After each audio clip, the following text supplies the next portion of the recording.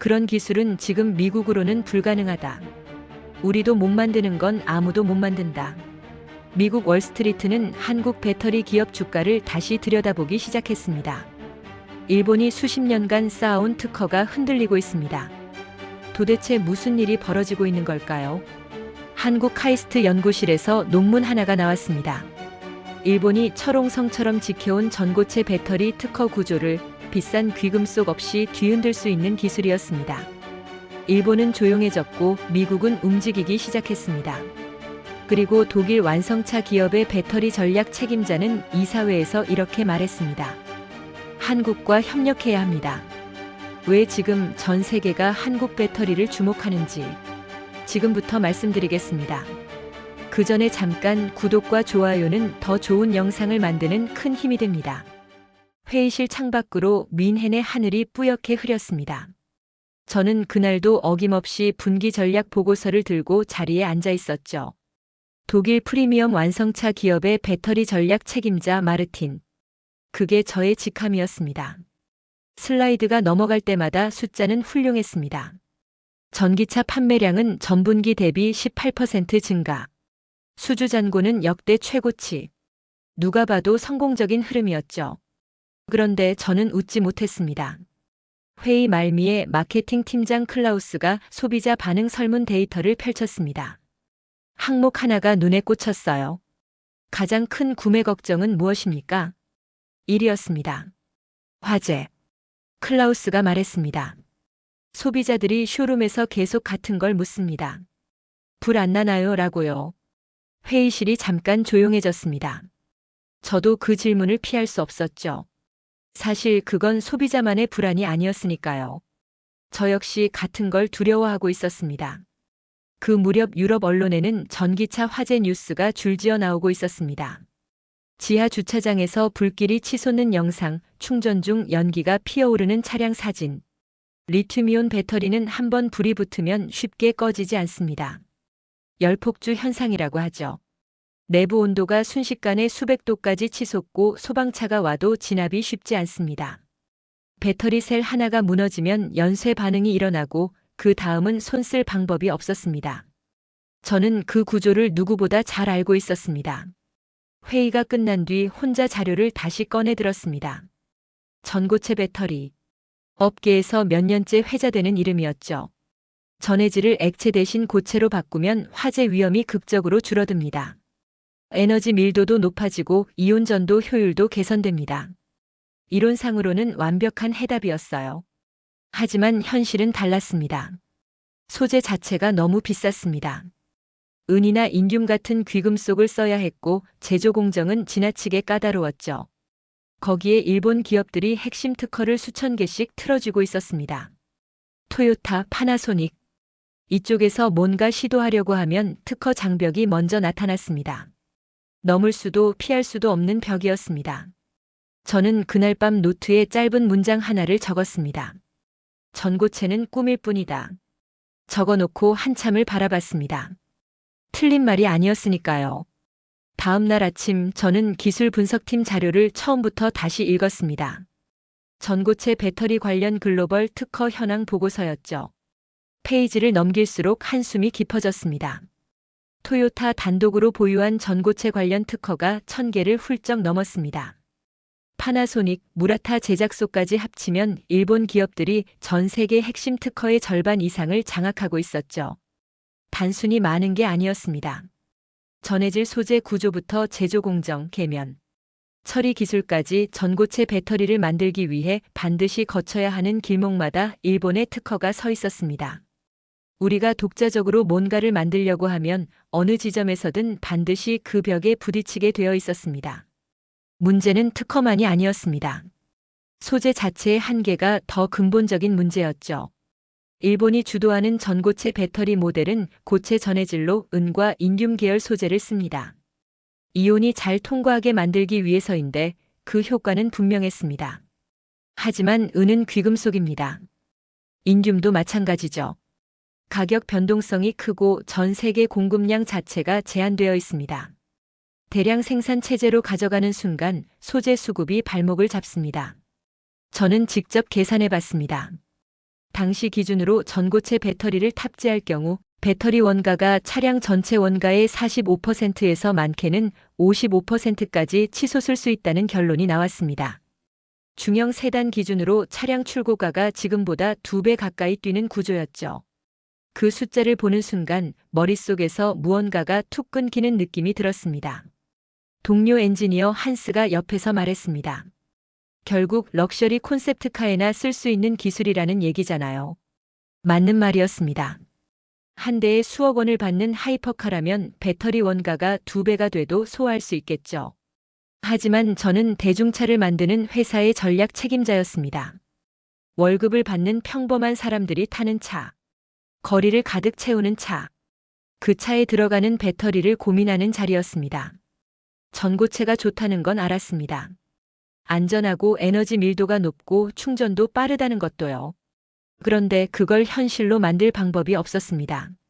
소재가 너무 비쌌고 특허가 길을 막고 있었으며 양산 공정은 아직 실험실 수준을 벗어나지 못하고 있었죠. 저는 보고서 마지막 페이지에 메모를 남겼습니다. 이건 대중차용이 아니다.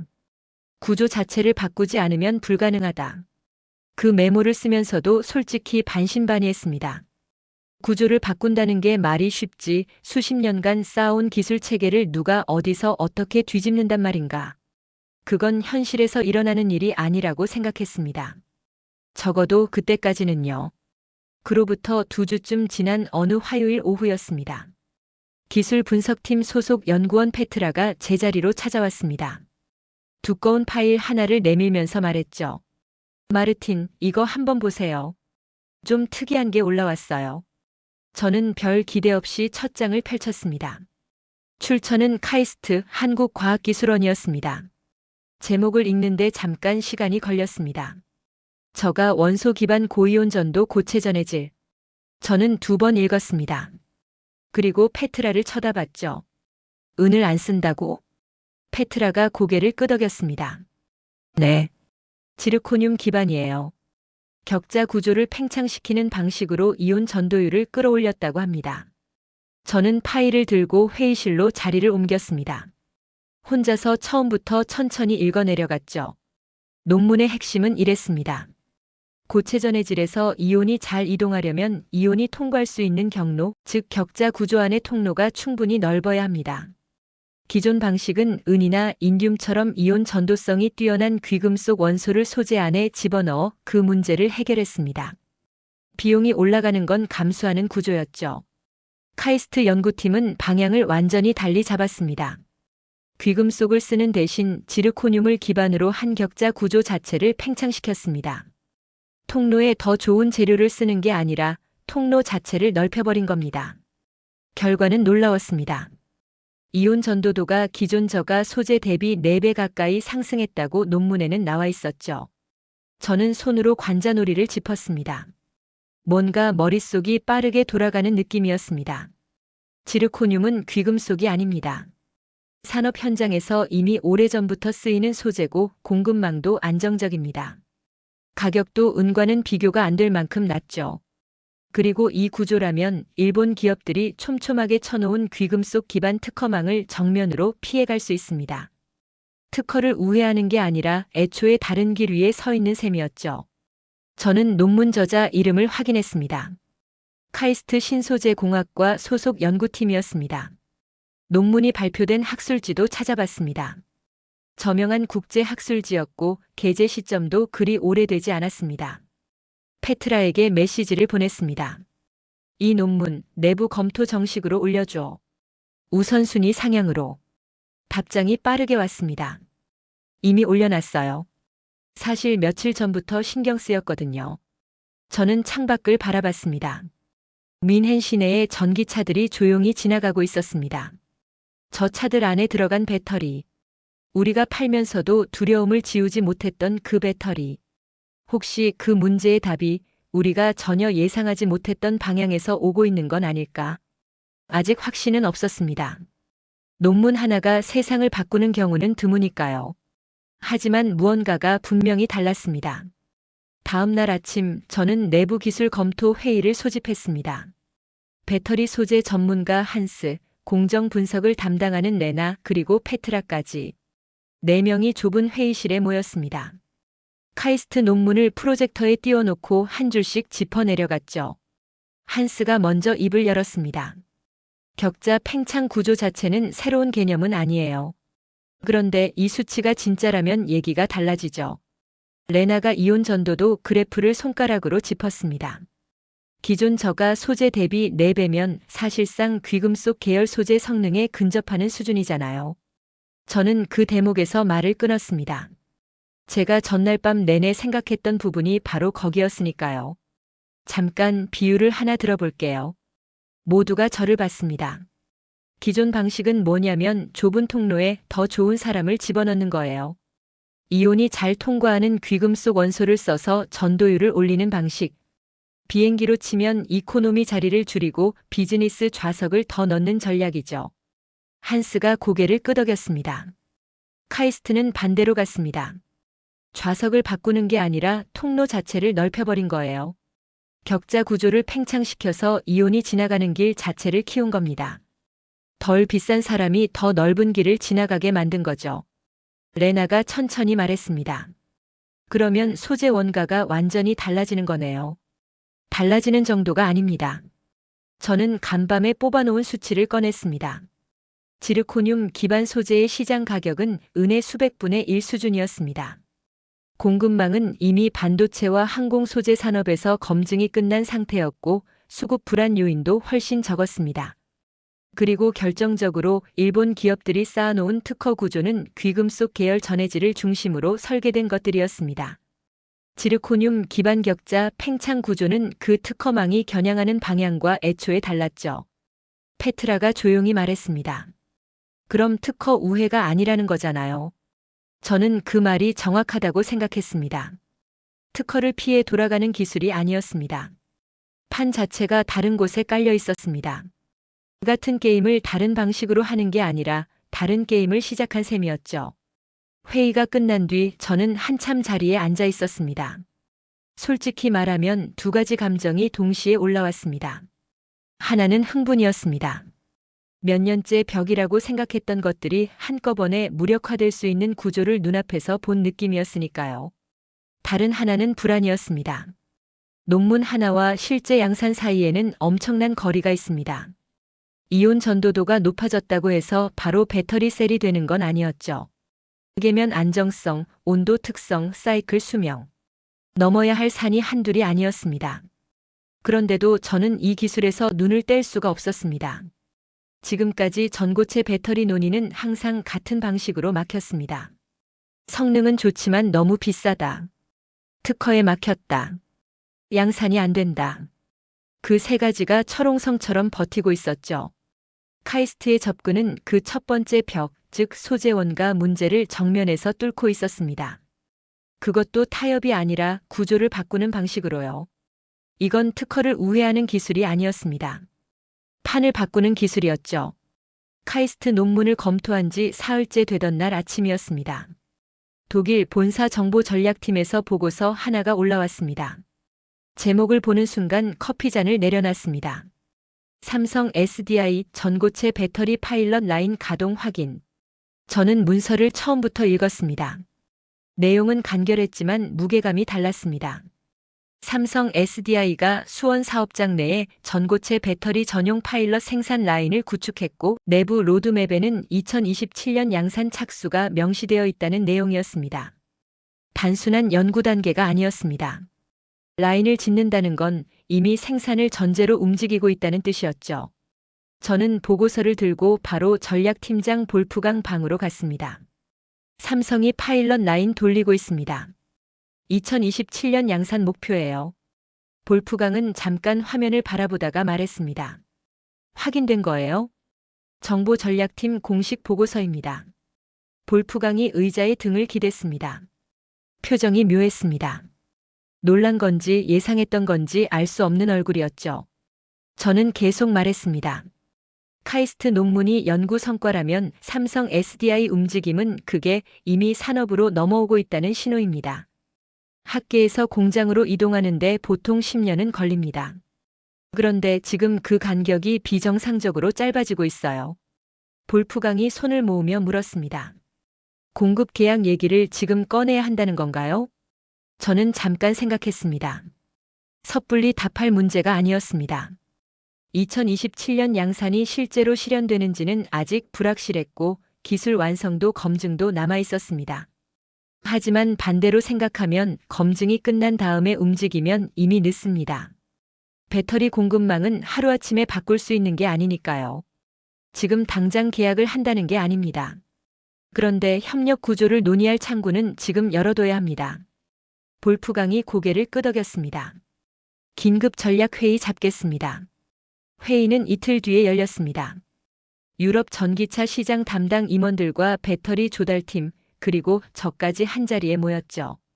저는 카이스트 논문 요약본과 삼성 SDI 파일럿 라인 보고서를 함께 올렸습니다.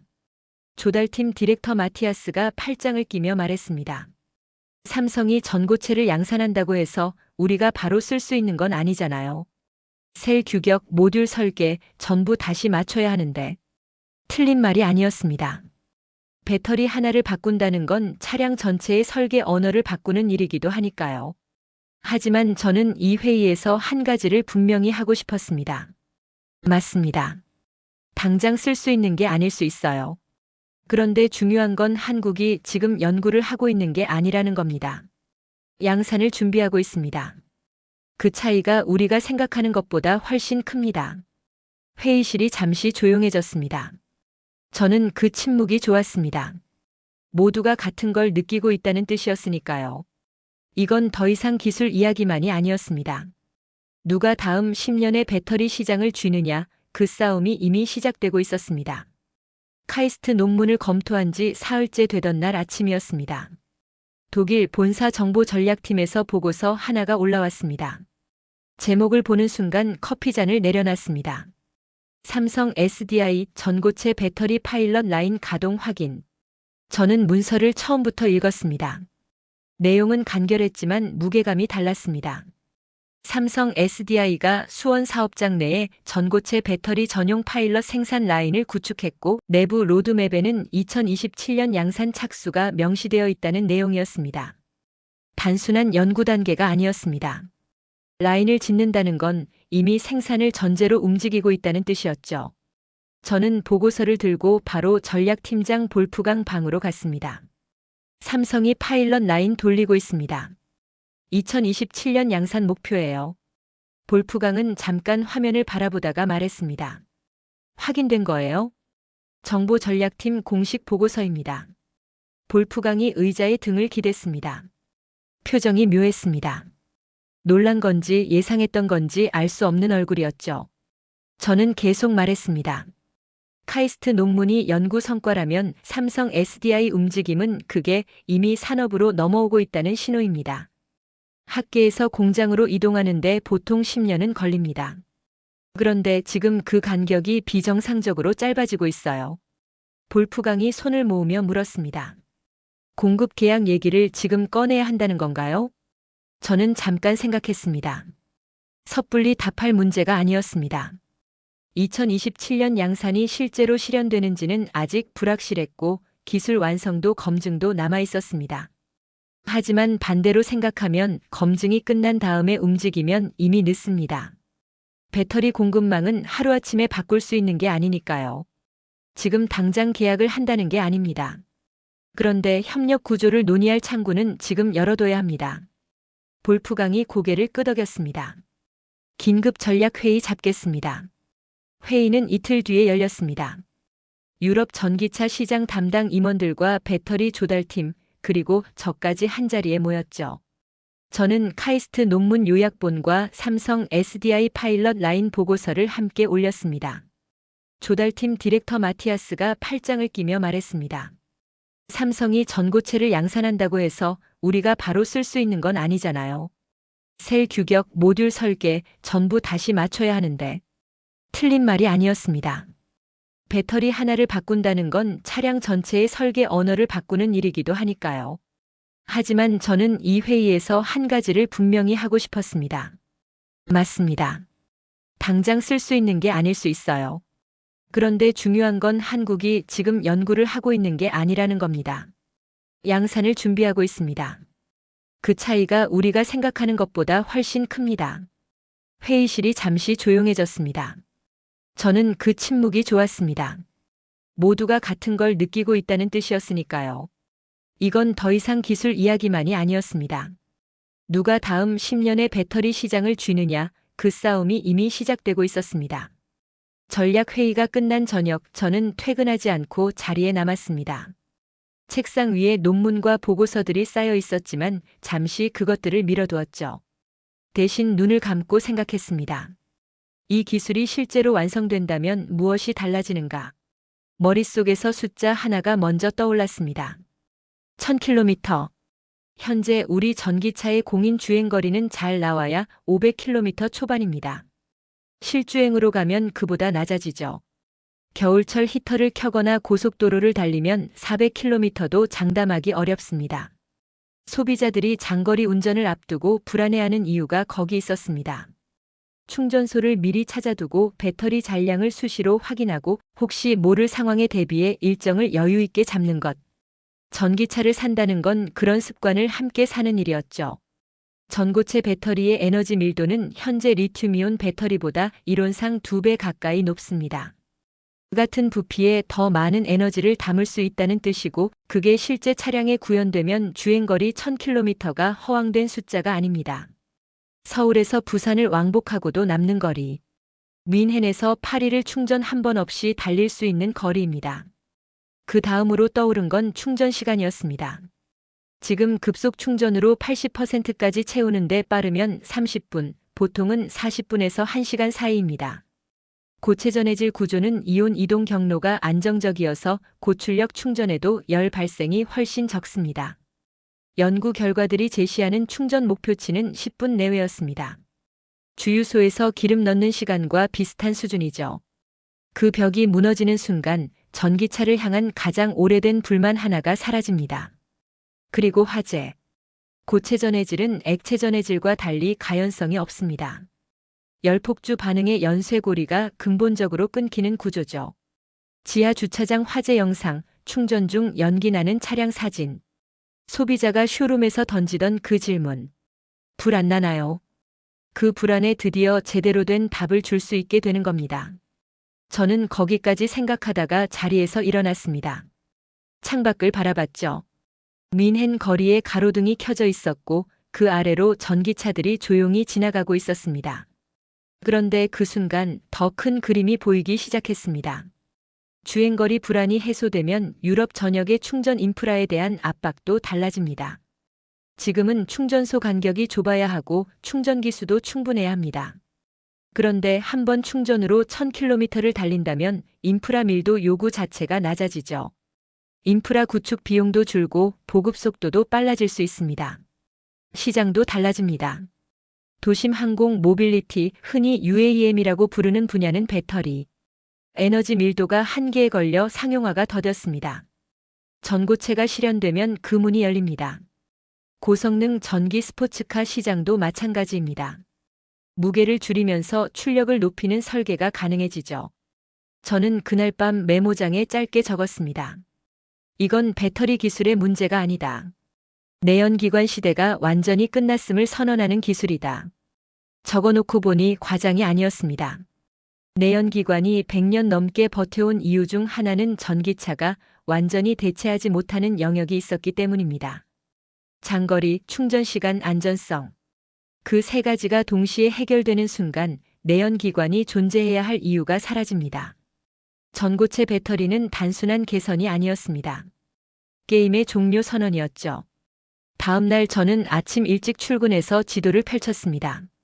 실제 지도가 아니라 머릿속에 그려지는 지도였습니다.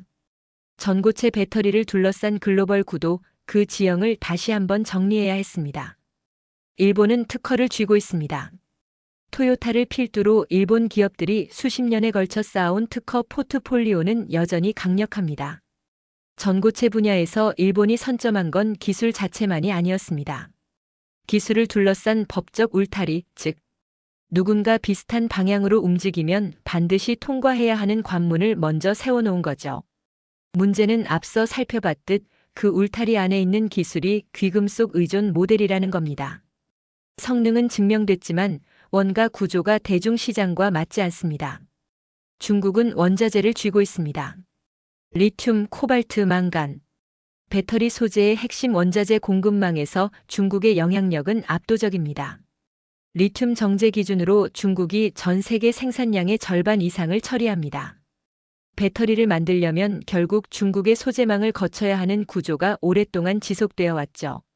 중국은 그걸 알고 전기차와 배터리 분야에 수십조 원대 국가 보조금을 쏟아붓고 있습니다. 규모로 밀어붙이는 전략입니다. 그런데 한국의 위치가 달랐습니다. 저는 볼펜을 들고 메모지에 세 단어를 썼습니다. 구조 설계, 혁신, 제조 역량. 한국은 원자재 강국이 아닙니다. 특허 숫자로 일본을 이기는 나라도 아닙니다. 하지만 삼성 SDI, LG 에너지솔루션, SK온. 이 세 기업은 현재 글로벌 배터리 시장에서 점유율 기준으로 일본을 앞질렀고 중국과 치열하게 경쟁하고 있습니다. 배터리 셀을 설계하고 대규모로 찍어내고 품질을 유지하는 능력. 그게 한국이 가진 무기입니다. 거기에 카이스트 논문이 보여준 방향이 더해졌습니다. 귀금속을 쓰지 않고 격자 구조를 바꿔서 이온 전도율을 끌어올리는 접근. 그건 소재원가 문제를 해결하는 동시에 일본 특허망을 구조적으로 비껴가는 방식이었습니다. 연구에서 시작된 이 흐름이 삼성 SDI의 파일럿 라인으로 이어지고 있었죠. 동료 한스가 제자리로 와서 어깨 너머로 메모지를 받습니다. 구도 정리하고 있어요? 응. 보면 볼수록 한국이 가장 좋은 위치에 있어. 한스가 잠깐 생각하다가 말했습니다. 특허도 없고 원자재도 없는데요. 그러니까 오히려 자유롭다는 거야. 일본은 자기 특허 구조 안에서 움직여야 하고 중국은 원자재 공급망을 지키는데 집중해야 해. 한국은 그 두 가지에 묶여 있지 않아. 새로운 구조를 짤 수 있는 여지가 있는 거지. 한스가 고개를 끄덕였습니다. 그럼 공급망이 재편된다는 얘기네요. 맞는 말이었습니다. 전고체 배터리가 본격적으로 양산 체제로 넘어오면 지금 리튬이온 배터리를 중심으로 짜인 글로벌 공급망은 뿌리부터 흔들립니다. 어느 소재를 쓰느냐에 따라 원자재 수급 구조가 달라지고 어느 기업이 양산 기술을 먼저 확보하느냐에 따라 공급 주도권이 이동합니다. 저는 그 지점에서 유럽의 위치를 다시 생각했습니다. 우리는 세계 최고 수준의 완성차를 만듭니다. 하지만 배터리는 만들지 못합니다. 지금도 한국과 중국산 배터리 셀을 사다가 차에 집어넣는 구조죠. 이건 단순히 부품 하나를 외주주는 문제가 아닙니다. 전기차 시대의 배터리는 엔진입니다. 심장입니다. 그 심장을 남에게 의존하는 구조가 지속된다면 우리가 아무리 좋은 차를 만들어도 결국 배터리 공급자에게 종속될 수밖에 없습니다. 저는 메모지 아래에 한 줄을 더 적었습니다. 우리는 배터리를 사는 게 아니다. 미래 플랫폼을 사는 것이다. 그 문장을 적는 순간 이 문제가 기술 선택의 문제가 아니라는 게 분명해졌습니다. 어떤 배터리를 누구에게서 사느냐는 곧 다음 10년의 자동차 산업에서 어느 위치에 서느냐를 결정하는 일이었습니다. 유럽 완성차 산업 전체가 기로에 서 있었습니다. 그리고 선택의 시간이 생각보다 빠르게 다가오고 있었습니다. 8장. 선택의 시간. 이사회 보고 날짜는 목요일 오전이었습니다. 저는 전날 밤 늦게까지 발표 자료를 다듬었습니다. 슬라이드는 12장. 숫자와 그래프로 가득했지만 제가 실제로 전달하고 싶은 건 숫자가 아니었습니다. 회의실 문을 열고 들어서는 순간 이사진 6명의 시선이 한꺼번에 쏠렸습니다. 저는 자리에 서서 첫 문장을 꺼냈습니다. 한국과 협력해야 합니다. 짧은 침묵이 흘렀습니다. 이사회 의장 디트리히가 안경 너머로 저를 바라봤습니다. 근거를 들어보죠. 저는 천천히 설명했습니다. 카이스트 논문이 제시한 격자 팽창 구조. 지르코늄 기반 소재가 가져오는 원가 혁신. 삼성 SDI의 파일럿 라인과 2027년 양산 로드맵. 일본 특허망을 구조적으로 비껴가는 방식. 그리고 전고체가 실현됐을 때 달라지는 시장 지형까지. 디트리히가 중간에 끊었습니다. 2027년이 확실합니까? 확실하다고 단언할 수는 없습니다. 하지만 파일럿 라인을 짓는다는 건 연구 단계가 아니라는 뜻입니다. 생산을 전제로 투자가 이미 집행되고 있습니다. 재무 담당 이사 클라라가 물었습니다. 협력이라고 하면 구체적으로 어떤 형태를 말하는 건가요? 공급 계약입니까? 지분 투자입니까? 지금 당장 어떤 형태가 맞는지보다 창구를 여는 게 먼저입니다. 기술 검증이 끝난 뒤에 접근하면 우리는 후순위로 밀립니다. 삼성 SDI가 전고체 셀을 양산하기 시작하면 먼저 손을 잡은 완성차가 우선 공급권을 갖게 됩니다. 우리가 그 자리에 없으면 안 됩니다. 회의실이 다시 조용해졌습니다. 디트리히가 잠시 창밖을 바라보다가 말했습니다. 전고체가 오면 시장이 바뀐다고 했는데 어느 정도로 바뀐다는 겁니까? 저는 잠깐 숨을 골랐습니다. 이 질문을 기다리고 있었습니다. 소비자가 전기차를 거부하는 이유 3가지가 있습니다. 주행거리 불안, 충전시간, 화재 위험. 전고체는 이 3가지를 동시에 해결합니다. 그 순간 전기차 보급을 막고 있던 심리적 저항이 무너집니다. 시장이 바뀌는 게 아니라 시장이 열리는 겁니다. 클라라가 손가락으로 테이블을 가볍게 두드렸습니다. 소비자가 준비됐다는 보장은 없지 않나요? 맞습니다.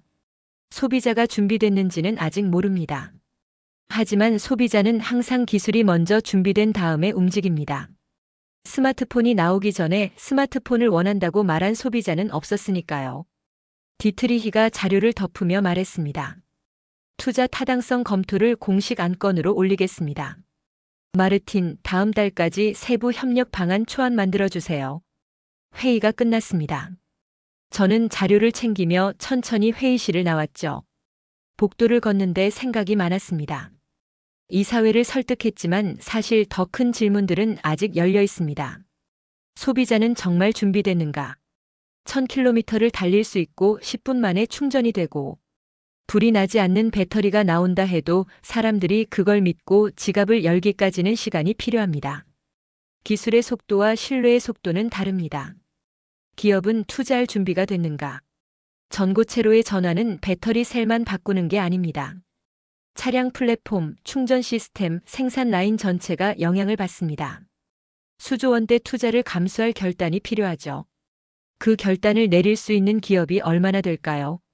그리고 마지막으로 한국은 이 기회를 잡을 수 있는가? 연구는 나왔습니다. 파일럿 라인도 돌아가고 있습니다. 하지만 양산은 또 다른 문제입니다.